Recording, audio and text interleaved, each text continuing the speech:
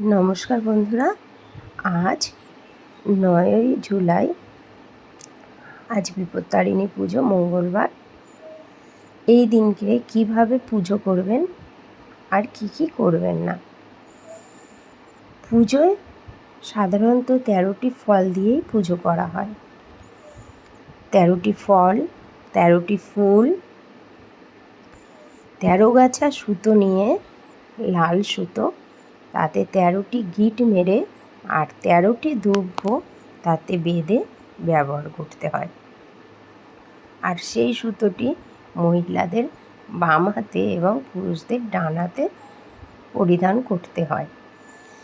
এছাড়া এই দিনটিতে ভুলেও কারুর সঙ্গে ঝগড়া বিবাদে যাবেন না, কাউকে কোনো ধার দেবেন না, আর কারুর থেকে ধার গ্রহণ করবেন না।